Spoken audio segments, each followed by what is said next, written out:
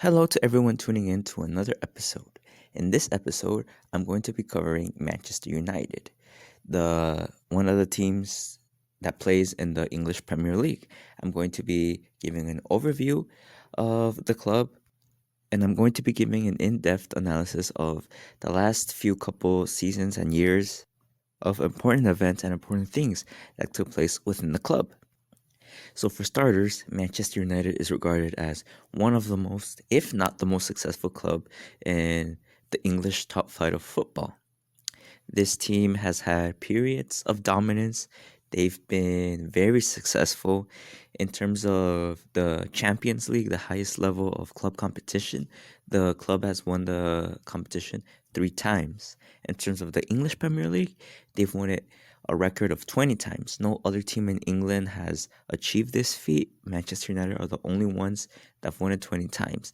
The closest team that's close to achieving this is the rivals Liverpool, who currently sit with 19 Premier Leagues.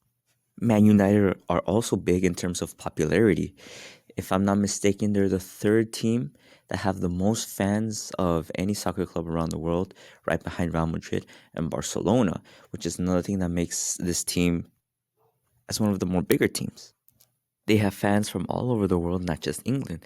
They have big fan bases in North America and Africa, and even in some South American and Asian countries. They're a club that's very big on worldwide support. But they've also been very successful in terms of just the footballing itself. For example, Manchester United have had the best manager of all time when it comes to the history of the sport. They've had Sir Alex Ferguson, who is arguably the best manager of all time.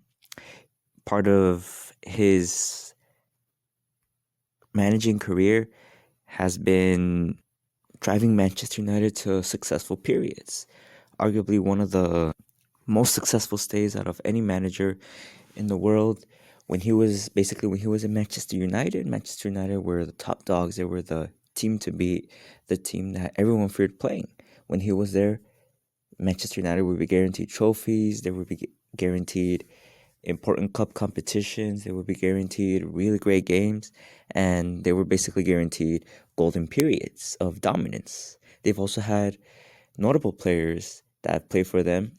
For example, Cristiano Ronaldo at the not necessarily the start of his career, but his development into one of the best players, arguably the best player in the world, apart from Lionel Messi, has been his time in Manchester United. He was the best player there, the best player to play in Manchester United of all time. I think all football fans can agree that Manchester United's best player has been Cristiano Ronaldo, and he was at the successful Man United team. Some other players that have been at Manchester United and were part of that success that are legends of the sport are English players Wayne Rooney and David Beckham, who've become idols of the sport. So Manchester United are giants when it comes to club competition. They're up there when we think about the best teams of all time and the best teams in modern day football. However, though, in the last 10 years, Man United have definitely dropped in a lot of that level that's made them the biggest and the best successful team in the world. They've gone 10 years since, well, a little over more than 10 years since Sir Alex Ferguson has left the team. And as a result, after that, they have not won no Champions League titles anymore. They haven't won a Premier League title. They've won few smaller scale cups, such as local competitions like the FA Cup or the Carabao Cup, but nothing much of true relevance. And they have fallen from the positions that they used to be in. Other teams have risen in this time, such as Manchester City or Liverpool, their biggest rivals. They've been more consistent, been more dominant, and have gone on to do bigger and better things in the last few years in comparison to Man United, who is basically a great team that has fallen from their grace. And it's been like that since 2013. But now heading into the specific seasons, in the 2018-2019 seasons, we've had a display of the struggling moments that Manchester United had. For example, their manager, Jose Mourinho, one of the most successful managers of this sport, was managing Manchester United. However, he got fired. Now, that was because he had arguments and wasn't necessarily on the best terms with the star player, Frenchman, and who won the World Cup at that time, Paul Pogba. They had a big dispute. They were not on good terms. There was even a video that was leaked from a Manchester United training session where the two of them were visibly arguing, and then that was enough to get the manager Jose Mourinho fired. And many fans were upset about this because they were saying, "Oh, why did the board decided to sack the a successful manager?" People were saying like, "Oh, they rather sided with the player rather than the manager. We had more faith in our manager. We should have stuck with him," and they were upset. And so at the time after he was sacked, after he got fired, decided to get Inter manager, which was Ole Gunnar Solskjaer, a club legend, and he decided to take up the job of the coach. And with it came a little period of success, but not long term success, more or less short term success, where they went on a winning streak. One of these games was against PSG in the Champions League, in which the first leg at home they lost 2-0, but they were able to come back away from home at PSG Stadium 3-1 to give Manchester United one of their more famous nights in recent times. And they were the first team to come back from 2 goals down at home and win at away soil, being down that amount of goals. And so many fans thought that was a turning point where Manchester United was essentially going to become great again, but really wasn't. After that winning streak that they had, they began losing a lot of games, and this was enough for them. They still managed top six, but they missed out on Champions League football, and they finished in Europa League spots. And this was the first season where I started essentially following Manchester United, and it was a clear display of how much a fallen from grace this team has taken, how much they have fallen from recent years, which wasn't exactly how this team on paper you would assume would be represented. Such a great team with a rich amount of history and what the team actually stands for. But fans were confident and hopeful for the next season that things were going to be better, which brings us now to the 2019-2020 season. Now, this season was, I guess you could say, mixed, more on the positive side to say the least. Once the season began in October, they opened with a big 4-0 win against rivals Chelsea. However, after that win, a rough period began because Manchester United they got very little wins. They were drawing a lot of games, especially losing a lot. And so many fans were thinking that this was just going to be a carbon copy of the previous season, which no Champions League football was going to be achieved, and another season without titles. Most football fans were predicting that happened with Manchester United. However, once we got to the month of March, something started to change. Prior to that point, Manchester United were very mixed. They won some games, they lost some. But once they reached into March, they started a winning streak. They kept winning games. They kept winning game after game after game after game. However, this was the period of March 2020, and so the pandemic came, which means that the Premier League and every other competition in football was suspended. And so, just like any other club, they went a period without playing any games. Then once football club returned in June, many people were thinking that the winning streak that they had started was going to be short-lived since, the players having not played or have rhythm for that long period for, I think, about 3 months, they were saying like, oh, they're probably going to start losing games again. But everyone surprised. For the remainder of the season that was left to be played, which started back on June, they won every single game. They didn't win every single game. They didn't lose. Didn't lose a game at all. They won most games. They did tie a few games here and there. But the talking point was like, wow, Manchester United did really good. This was like an actual successful winning streak. And that was enough to take them from mid-table to a fourth place finish, which means they were guaranteed Champions League season for the next round. They finished in third place, if not mistaken. They finished above Chelsea, but they finished below Manchester City and Liverpool. And I think what's more impressive about this was since the matches we started in June, and the Premier League wanted the entirety of the remainder of the season that was set to be played prior to the pandemic to be played from June or July. And that meant that Manchester United and every other Premier League team had to play every 3 days. And Manchester United was able to do this without losing one game at all. And so that was actually some sign of hope that Manchester United could do things the right way, and that maybe this manager that they have was the right one to take them to success. Another talking point of this season was the signing of Portuguese player Bruno Fernandes in the winter transfer window. Now, Manchester United is a club that's known in recent times to make these big deal signings. They spend a lot of money on big time players, but many times these players tend to flop essentially at the club. They don't live to the hype that was expected of them. They're portrayed to be like these big stars. They're gonna do well at the team. They're gonna be the stars of the team, but they don't live up to the name. However, one of the players that's been one of the very few exceptions to this has been Bruno Fernandes. He's a Portuguese player, came from Sporting from Portugal, just like Cristiano Ronaldo, the best player, arguably, of the sport.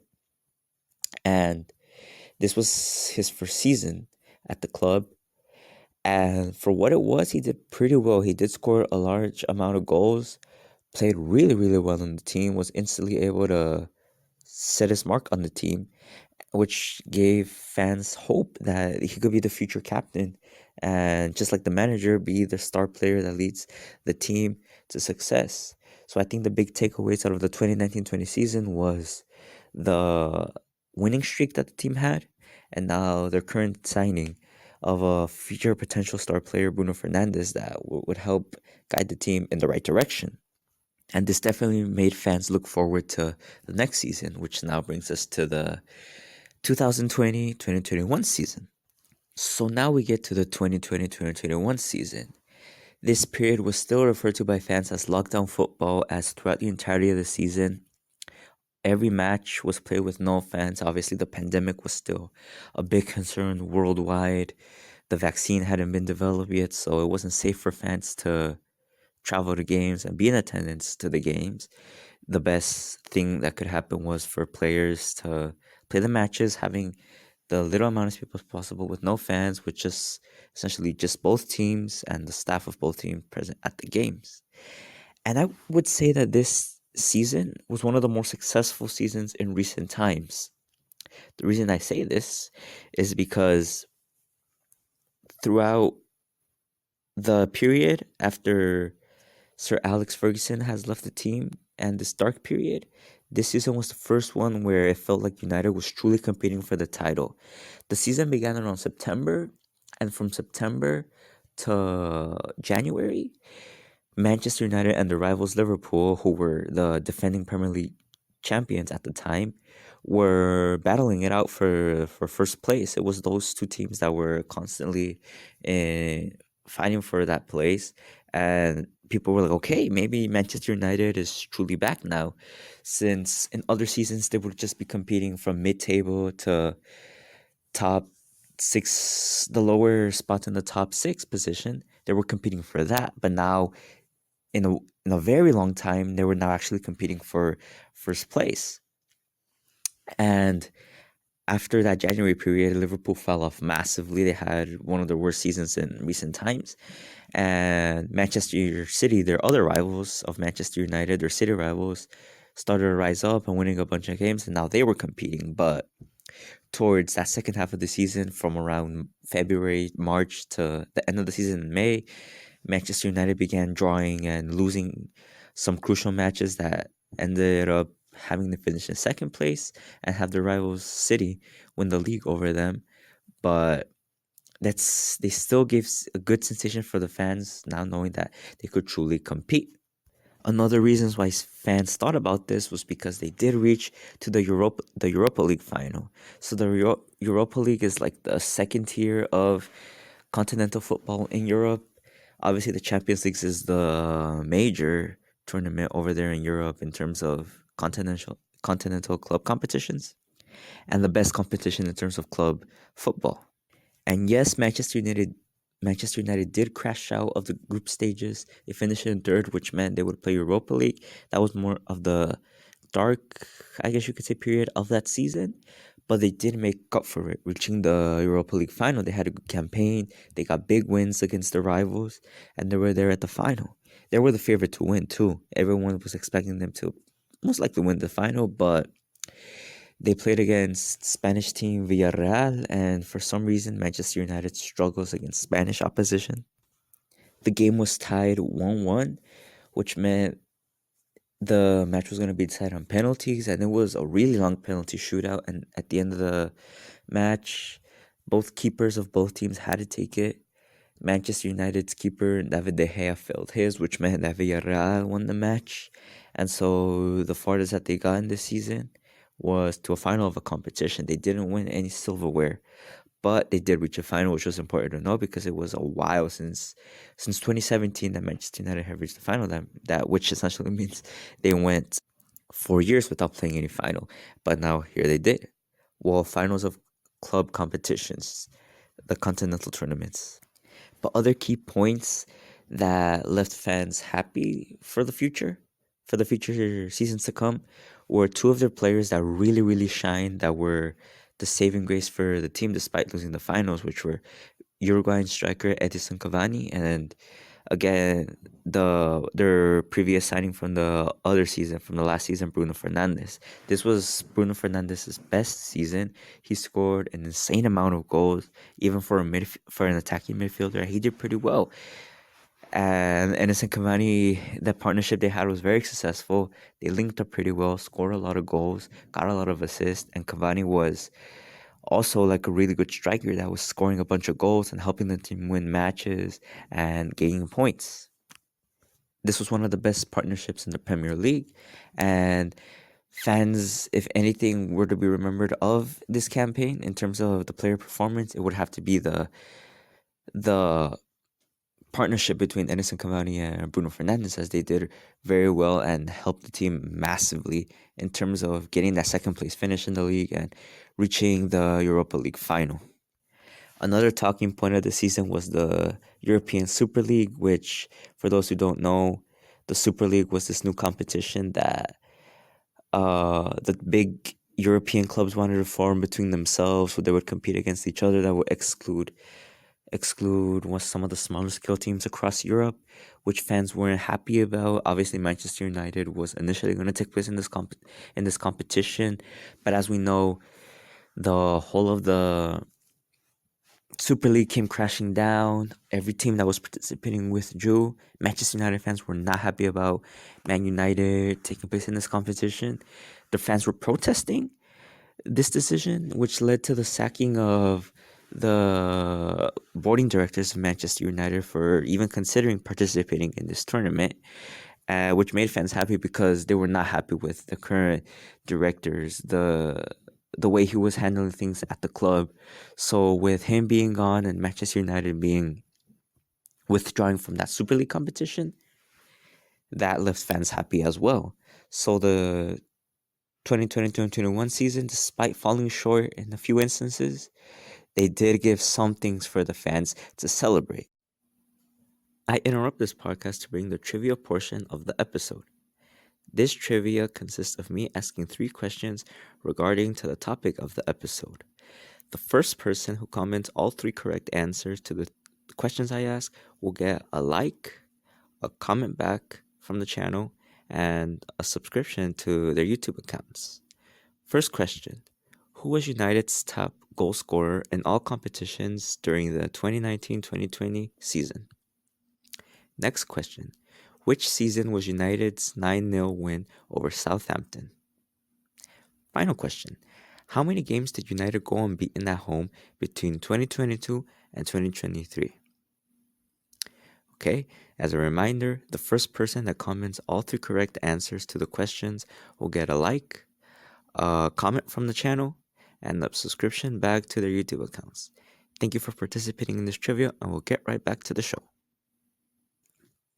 Which now brings us to the 2021-2022 season, as they would have something, Manchester United fans would have something really big to celebrate in this season. This season was Special for one reason and one reason only. This and that being because of the return of legend Cristiano Ronaldo. He made his homecoming essentially. There was in the summer transfer window there was a huge drama going on. Cristiano Ronaldo wanted to leave his club, which was Juventus, and rivals Manchester City were very interested in him. They wanted to sign him, and I think it was very close to that deal being finalized. But literally before the deal was agreed on, Manchester United came in. The directors and the president went to talk to Ronaldo, the manager too. They all went and they convinced Ronaldo to come back home. And Ronaldo even said himself that he wanted to return to his home team. He didn't want to essentially he didn't want to betray the team that he loved by joining the rivals, which was very easy for him to reject the deal with Man City and choose Manchester United instead. And so he returned in his home match against Newcastle right at the beginning of the season. This left fans happy as well because they were thinking this could be part of the a new successful era with Manchester United. Finally, our turning point where we can now start actually winning titles and being that big club again that we once were. This was further emphasized by Cristiano Ronaldo's performance against Newcastle, in which he scored 2 goals, and Manchester United won that match 4-1. This left fans with very happy sensations. They were like, okay, we're truly back. Unfortunately for them, that was not the case. That was one of their more worst seasons. They finished that season in the top six, but they literally finished in sixth place, which meant that was they were going to have to play Europa League season for the next season, and they missed out on Champions League spots. And a lot of football fans were mad for Ronaldo returning to Manchester United because they were saying, man, Cristiano Ronaldo for the entirety of his career did not play at all at the Europa League. And now the season he came back to Manchester United, with all the problems they had, they now finished in Europa League spot. They're going to make Ronaldo have to play Europa League when he's never played this competition. All he's ever played was Champions League and was the best player to play in the Champions League, as he's the competition one of the competition's top winners, as he's won the edition 5 times, and he's the top scorer of the team. But now, thanks to United, this is gonna be the first season where he doesn't play it, and so football fans were mad at that, and Manchester United fans were obviously upset, not just because of this, but because the whole season was terrible. Uh, Against their big rivals, Liverpool, they lost at home to them 5-0, which was an embarrassing loss. Losing by that many goals against your biggest rival was just embarrassing for them. In the second match they played against them away at Liverpool Stadium in Anfield, they lost 4-0. So in total, they lost by 9 goals to them in that season. Ronaldo did nothing. And those losses got the manager, Ole Gunnar Solskjaer, fired. He got replaced by an interim manager. But essentially, the higher ups at Manchester United had enough of Ole. They were upset that he had lost the final in the last season, and now they were having very terrible performances, very poor results, and they were like, enough is enough, let's get him out. But in this instant, the interim manager wasn't able to save them. The terrible performances continued, and like I mentioned, they finished outside the top six. The only positive in this season, the positive takeaway, was Cristiano Ronaldo. He literally, off his back, was carrying this team like no other one could. He was out here scoring goals after goals after goals, having magnificent displays game after game after game, and I think was one of the top goal scorers of that season, of the Premier League season. It was definitely Manchester United's top goal scorer, but even that wasn't enough to help them do anything special. And many even said that without Cristiano Ronaldo, Manchester United would have been way worse and would have finished way lower in that season. But thanks to him, they at least managed to get something such as a European competition spot. But again, for what Manchester United is supposed to be, this was not good and very terrible by their standards. But the only things fans had left at that point was hope that next season could be better. And that brings us to the 2022-2023 season. Now, this season was truly something for Manchester United fans. I would go as to say that after the. It's definitely safe to say that this was the most successful season that Manchester United has since their glory days, since their glory era. Or if not number one, at least top three, I would have to say. Now, let's go step by step. First of all, Manchester United got a new manager. They sacked the Inter manager that they previously had and now got a real and proper manager. That man's name was Eric Ten Hag. Now Ten Hag came from a successful period in Ajax, Dutch team Ajax. Ajax, he made that Ajax team. He he was able to bring a lot of young talent. And a lot of that young talent he actually would bring to Manchester United that season and for future seasons as well. But the main points were that he took that Ajax team, which was an underdog team, in big competitions to a semifinal and around the 16, a very dominant uh Champions League campaign in the 2021-2022 season. So he basically did have a good resume to be Manchester United manager. And with that being said, he was able to deliver very good and very dominant performances against their rivals that managed Manchester United to finish in the top three.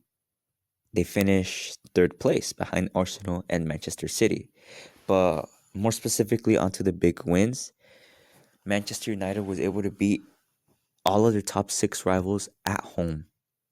And Manchester United actually had a good streak of not losing a game at home throughout the entirety of that season. They literally made their home Old Trafford a fortress where teams just couldn't win there. They mostly won, but they did have a few draws here and there. But they were able to do something special with their home stadium. Teams dreaded to play there because of how dominant Manchester United were able to play at that stadium. So, for example, in terms of the rivals, Manchester United was able to beat London team Chelsea 4-1. They beat Arsenal 3-1, beat Tottenham Hotspur 2-0, and now on to the rivalries. Manchester City, they were able to beat them 2-1, and their big rivals Liverpool, they won 2-1 against them. And as for every other game that took place at Old Trafford that season, it was wins or draws, but not one single loss, and that was a big talking point, that Old Trafford had become a fortress. Another big talking point was Marcus Rashford. Now that season, Marcus Rashford was something special. Obviously, Marcus Rashford is an academy player, came up through the ranks, was a childhood Manchester United supporter, and this was his big season.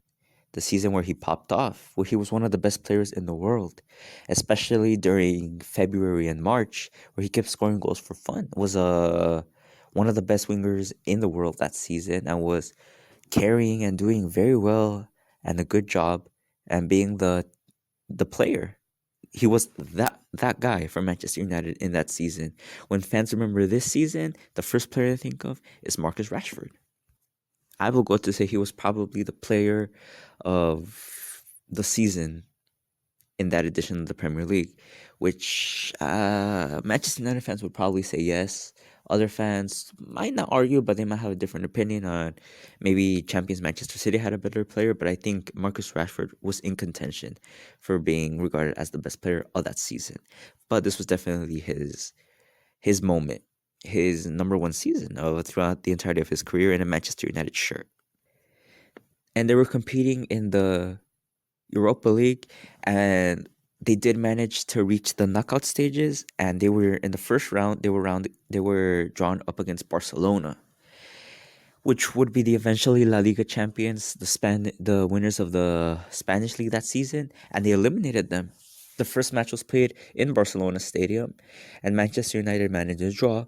So the second leg was played at Old Trafford, and as I mentioned, Old Trafford was a fortress that season. Teams wouldn't win there, and this was no exception. Man United won 2-1, which meant They knocked Barcelona out, and this was a big statement win for them. But apart from this, something that had to be regarded about the season was this was the first season that Manchester United had won a title in I think 7 years. In 6 or 7 years, they won the Carabao Cup, which was a local cup competition that's played between every club that in every English division. They got all the way to the final and they played Newcastle in the final and they beat them 2-0.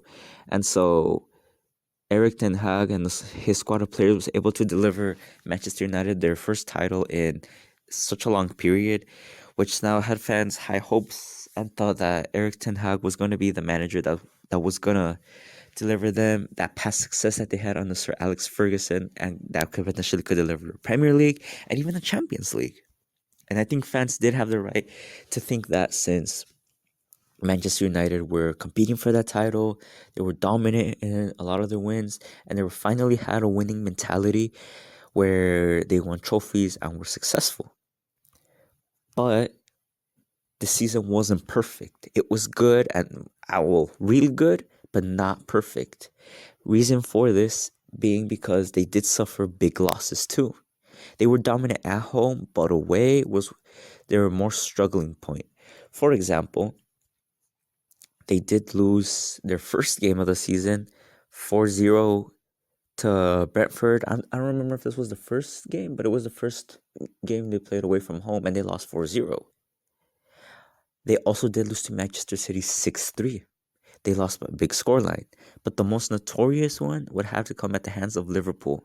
Now, this match is going down in the history books of English football in terms of the Liverpool-Man United rivalry, and I guess you could say in the history of the sport.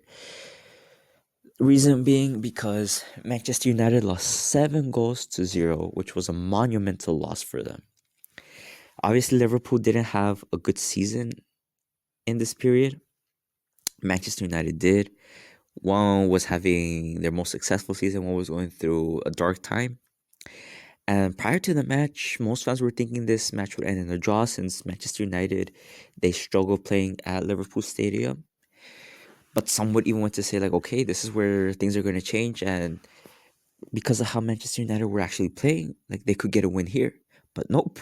To everyone's surprise, Manchester United lost by big fashion 7-0. Obviously, Manchester United fans were devastated. The players themselves were devastated. It was basically, was one of the worst losses that Manchester United have taken throughout their history.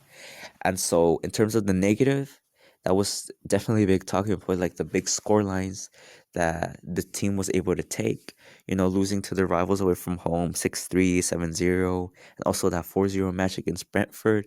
Just goes to show that, okay, this team is good, but it's not perfect. They have a lot of work that they had to do if they truly wanted to compete and win the big titles, such as the Champions League and the Premier League. But for what was achieved in that season, they were definitely headed towards the right direction. And now that brings us to the next season. So in the 2023-2024 season, all Manchester United fans were hyped that this was going to be an even better season than the previous one.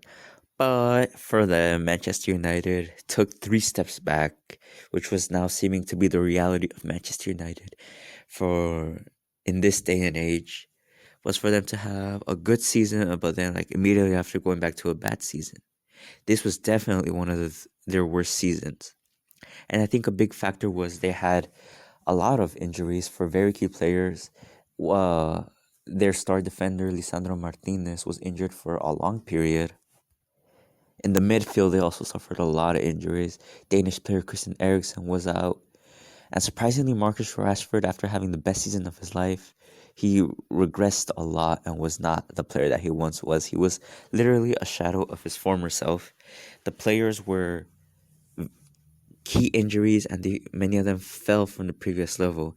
Their defender Casemiro, who was literally one of the best players in the previous season, also fell massively in this season. This was also the first season without their top goalkeeper, David De Gea, who was the goalkeeper for Manchester United for like I think 10 years, and now he had left, and they brought Inter Milan's goalkeeper Andro Nana, and he struggled first to adapt to this team, and the team was in shambles, like you could say, for throughout the entirety of the season. They finished in eighth place, which was, I think, the worst spot that Manchester United have finished in the modern era. And the Champions League was, I would say, the worst part of it. This being because Manchester United were drawn up against Bayern Munich, German giants Bayern Munich. They were also drawn against Turkish club Galatasaray and Danish club Copenhagen. Now, Manchester United were expected to not win the group considering Bayern and how dominant they are in the Champions League. Bayern was expected to finish first, and United was at least expected to finish in second place. But considering that Man United had to play both at their stadium and away, and also considering that their form was very poor, it was also translated onto here, and they lost a lot of the matches. They were only able to beat one. And also another interesting talking point is that they lost that streak, their 1 year streak of being undefeated at home. As in this season, they lost a lot of games at home. And in the Champions League, this was also seen. They lost to the Galatasaray, they lost to Bayern at home. The only team they managed to win against was against Copenhagen at home, and that was the only win they had in that Champions League campaign. Every other game they either draw or they lost. And against both Galatasaray and Copenhagen, Manchester United were winning, but then their rivals were able to either draw against them or even come back against them that took points away from them and they managed to finish in fourth place, not even third. Whereas in other campaigns, they would at least minimally finish at third. That at least guaranteed them the possibility of potentially winning another trophy in the Europa League. But this time they finished fourth, which meant they weren't even going to compete for a European title anymore at this point. They were that bad. They were both bad domestically and internationally. But there was only one saving grace in this season, and that was the FA Cup campaign. Now, the FA Cup, just like the Carabao Cup, was a domestic competition that has all English teams of all level play. And in the quarterfinals, they played against their max rivals Liverpool at home at Old Trafford. Considering the poor form they had, and Liverpool was in top form, it was like a no-brainer. Everyone was predicting Liverpool to win, but Manchester United caused the upset, in which I would say was one of the best games, if not the best game of this rivalry, in terms of the drama, the comebacks, and basically the spectacle that this match was able to produce. I think that makes it one of the best games in this rivalry of the modern era because Manchester United started winning, then Liverpool were able to come back in regular time, and the match was like about less than 5 minutes away from being done before Manchester United tied the game, which meant we moved on to extra time. And in extra time, Liverpool scored again. They were up 3-2. So now it was inevitable. Liverpool are going through, Man United are going out. But Manchester United came in clutch. Rashford, out of nowhere, was returning to his old self just for this game. His previous run from the last season apparently came again. They were now 3-3. He scored, so they were tied. And then youngster Amad Diallo, Manchester United's youngster, was able to score the winning goal and helped United win 4-3 and advance onto the semifinals and give Manchester United one of their most famous wins in recent times and made a statement this season. One of the only positive highlights was this game, was this spectacle of a match, this important win over their rivals. I guess you could say it was somewhat payback for the 7-0 from the previous season, and they were able to now truly compete for the title. They won their semifinal match, and in the final, they went up against Manchester City. One thing to note was that the final was a rematch of the previous season FA Cup's final, which I did forget to mention, that it was that in that season, Manchester United and Manchester City played for the FA Cup final, but City was able to beat Manchester United at the end of the season, which obviously left United fans upset, but now they had a chance to get the revenge on City from a year ago from losing that final. But because of Manchester United's poor form and City's, since they were the Premier League champions, they won the title that season. They were also predicted to win. But just like in the Liverpool match, Manchester United was able to produce that upset. They beat quite comfortably City. They were dominant against them. They scored 2 goals by the 80th minute. Towards the end of the game, Manchester City was able to score a consolation goal, but it wasn't anything that did didn't do really anything against United. United got the win and they won their second title now.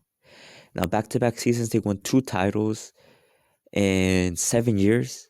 And now Manchester United fans, that was also, I guess you could say, the FA Cup campaign was the saving grace of the season. They won the title. This was a horrible season by all standards, but they managed to win the title. And this title was arguably more important than the Carabao Cup final, than the Carabao Cup win. And in their terrible campaign, they still won something, which also gave fans hope that okay, maybe for how terrible we were, maybe it was the injuries, maybe that's what affected the team. But Eric Ten Hag now gave them 2 titles in the span of 2 seasons, and like okay, this is gonna be the building steps to give this team what it needs to truly compete for the Premier League and the Champions League now. Once the players return to get rid of their injuries and return to top form again. Which now brings us to the current season, 2024 and the 2025 season. So now we get into the present day 2024 and 2025 season. Again, Manchester United just seems to, every time it seems they take a step forward, they go 3 steps back. So, Manchester United at the start of the season, they got a bunch of poor results, and this led to Eric Ten Hag getting sacked. Fans were not happy with him at all. They wanted him gone.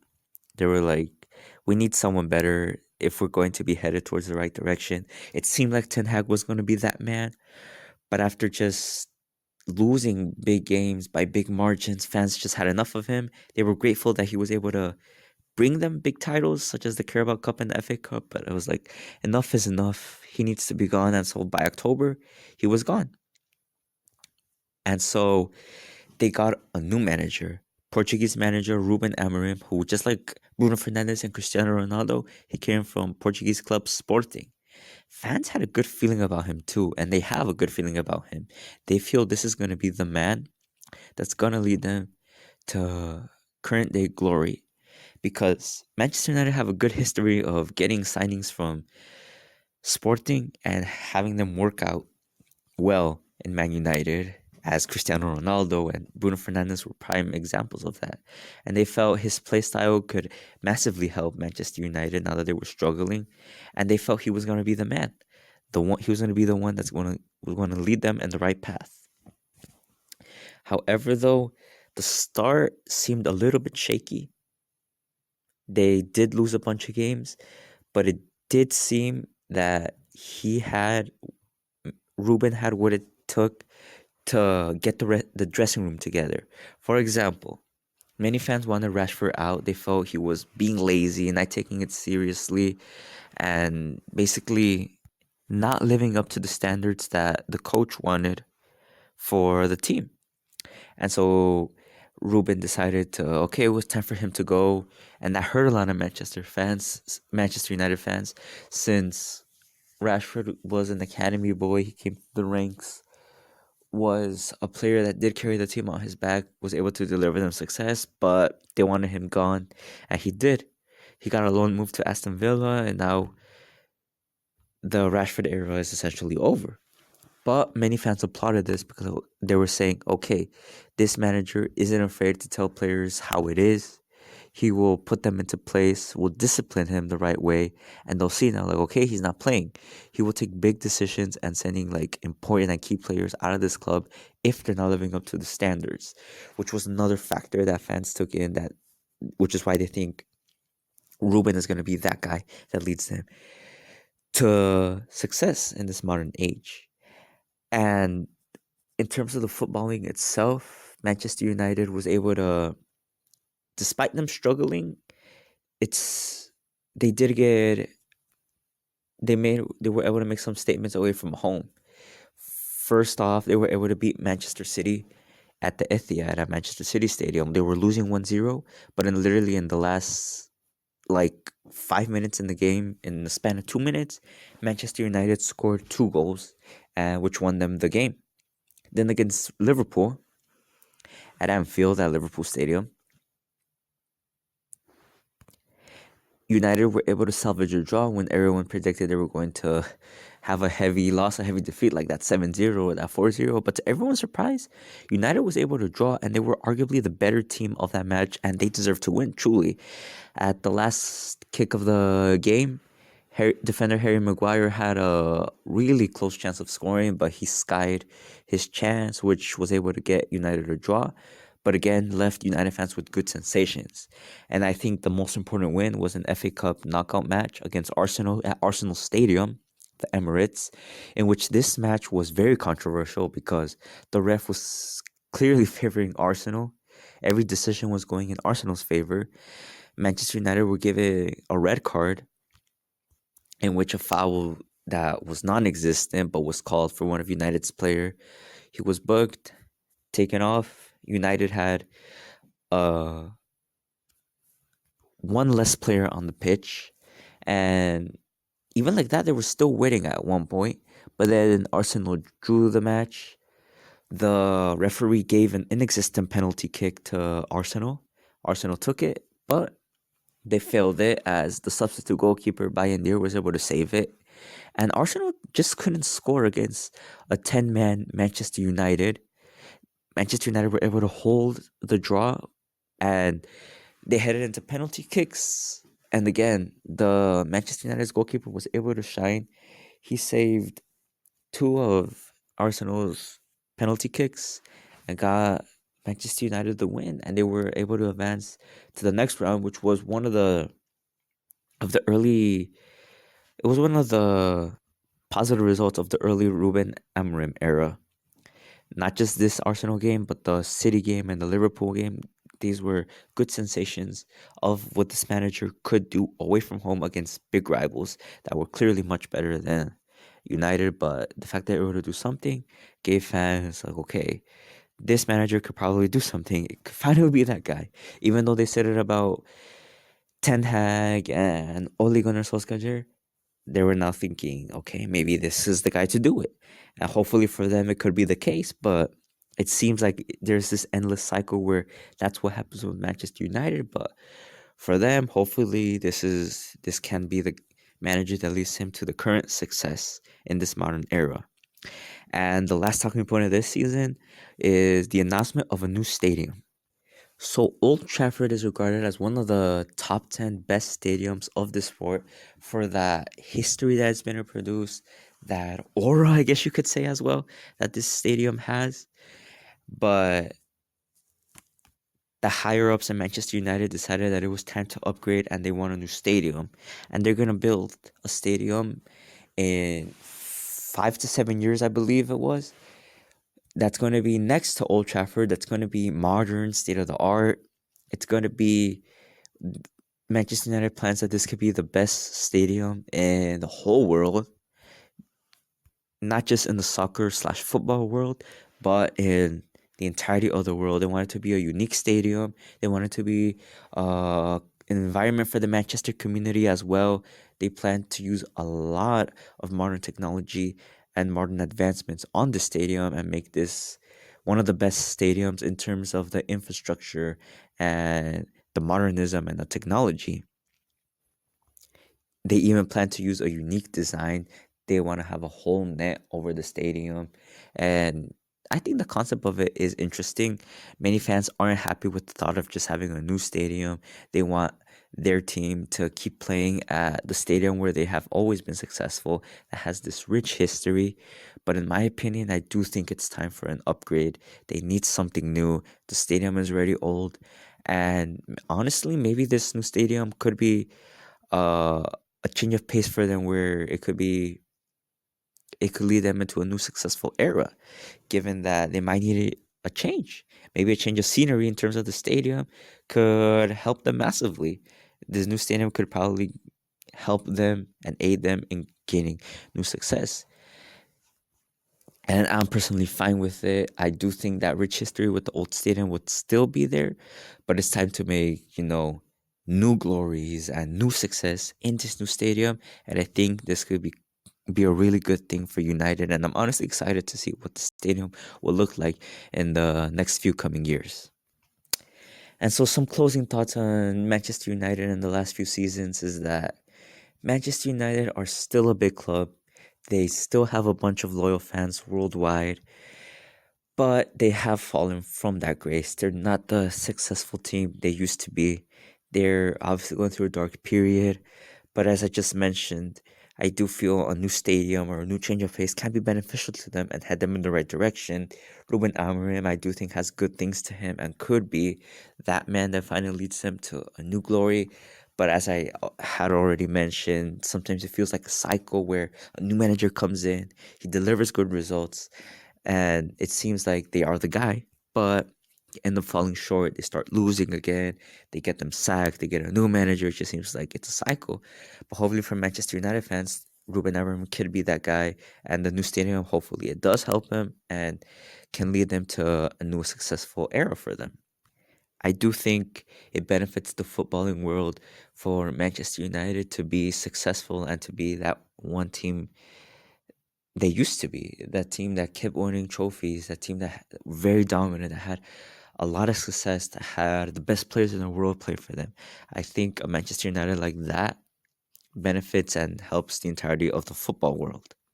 And I do think Manchester United will get out of this dark time. They will, eventually, at some point, they will return to the successful era. I'm confident about that. I do think they'll be the team they once were. But as for now, I just think the fans just have to be patient and have a trust essentially in the process for what the higher ups are looking for at the bigger picture in terms of the stadium and the new manager. I do think they're headed in the right direction, and hopefully, for the sake of Manchester United, they can be that good team that they once were. And that's our wrap for this episode. Thank you to everyone who tuned in. I hope you can check out the other episodes of all the other topics I've covered in this podcast. Hope you can listen to them as well and have a good time there. Hope you enjoy this show and hope you share it with your friends and tune into the other shows. Thank you.